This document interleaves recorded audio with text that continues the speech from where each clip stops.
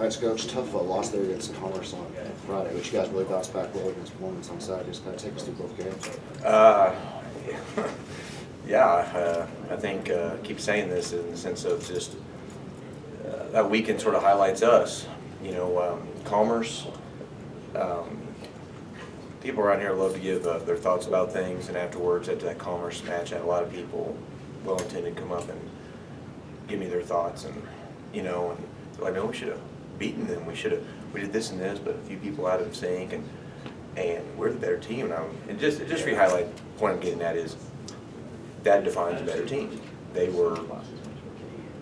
are one of the 4 teams that we've played close that are basically upperclassmen laden. Our top 4 players are seniors or 5, and it shows you the difference. They all know where each other goes. We just seem to always have like one piece out of place, and the ball didn't bounce our way. So they did great, and so it was one of those losses that was painful just because if we would have done a few things, you know, that we had been working on, we should have and could have pulled that out. The positive is that Women's, who beat them 3-0, and then they had a coast of a win Friday night. It's then all of a sudden we just do really good against Women's on Saturday. So the girls are there. We're there.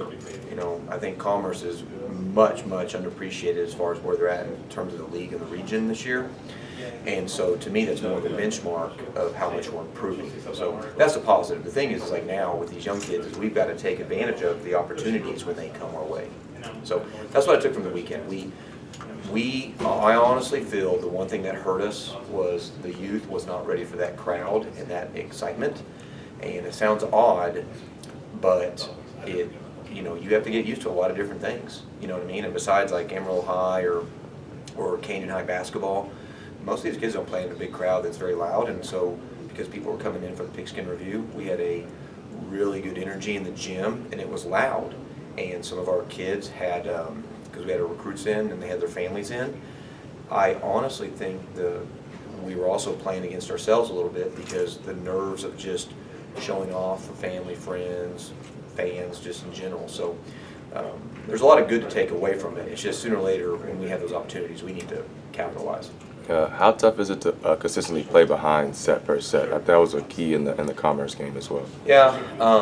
So it's, I mean, if you think about it, they're all microcosms of these same things. Of like, we put ourselves in a pickle and then we move up, and so or we get a big lead like in set 4, and then we sort of eke it out. So we've got to learn to have a little bit more emotional balance and control, and that just comes with experience. So it's tough. Like set 1, we could have, should have won. Their last 7 points were errors on us. So you just go back and forth, and so it's like how do you handle it? So we're going to watch a ton of film today. We got 4 matches this week, and it's in a way it's very easy now to get ready for practices because now we literally know there's about 3 team things we need to work on individually that each player knows like a little few nuances to fix, and then just basically can we be as a unit be more of control for a longer spread of time.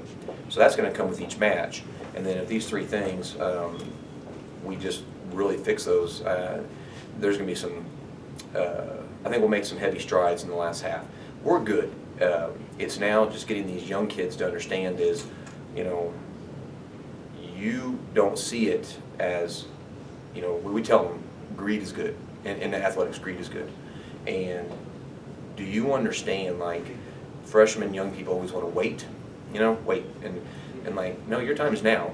And think about it, if you're close to all these teams that are upperclassmen, why not try to trump them now? And then you have, you know what I mean? And then if you can already do it now, imagine as you get more, you know, older and more experience. So all we're really preaching to them is greed. Get greedy with each point. And if you sort of see it in our games, that's what we're struggling with is just, okay, we get some points and then we sort of relax. And that just comes with experience.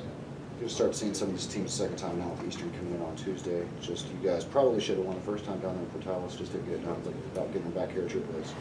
Yeah, and so, you know, going back to this weekend is Commerce, big crowd, and there was a challenge during the Commerce match where it was taking so long that me and the Commerce coach got together at the net and just started chatting. And I was like, you know, his name's Craig, he's a good guy. I was like, you know, you guys are kicking some butt. But I said, you know, what really stinks is we would be able, I really feel if we had half the crowd here, we'd be pushing you. And again, it comes with just, we told the girls, you signed up for this, you should want the big crowd that feeds off of you. And so it was like, you know, which one do you want? Do you love that pressure or not? And so I'm hoping that that experience will then play a big part in helping us tomorrow, you know what I mean? And also is, we're at home. I think the girls had a more realistic look about things after this weekend. And then with Eastern, like you said, there's one matchup that they have an advantage on, and if we would just neutralize it a little, we got a good chance. So I'm excited to see right now. I mean, this is the first time I want to see a little bit of anger at practice, in the sense of I want to see some revenge mindset, a little. I just want to, today at practice, we're hoping that we just see a little chip on the shoulder, in the sense of we can right a lot of wrongs if we go take care of business tomorrow. And Eastern's good, man. They beat Angelo, and they've taken care of us in Kingsville, and so they're the real deal.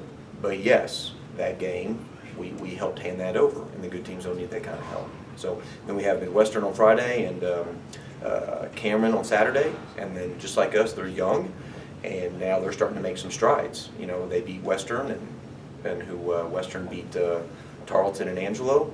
So it's, I mean, this conference this year, man, this is, I think from a fan's point of view, if you don't have a horse in the race, this is what you want every year. From a coach's point of view, I don't think you like it, because it's, there's a ton of parity. But I mean, at the same time, it makes it exciting. You know, there's really no sleepers anymore.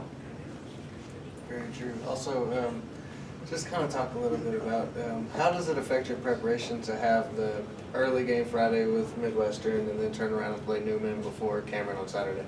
Yeah, so that happened because when I got Midwestern here, we got Kearney, and so we thought the fairest thing was to sort of swap schedules when we go there. And so I think since on Monday, Wednesday, Friday we play at noon anyways, I don't see it really being an issue. But if anybody gets a positive, it'll be us, because we're used to playing on Fridays at noon. So I don't think it'll do that much. But again, those two teams are exceptionally athletic, and they're playing at home. So the one other positive that may help is, since kids are in class, I don't see much of a crowd. And so there's some things that'll help out with that.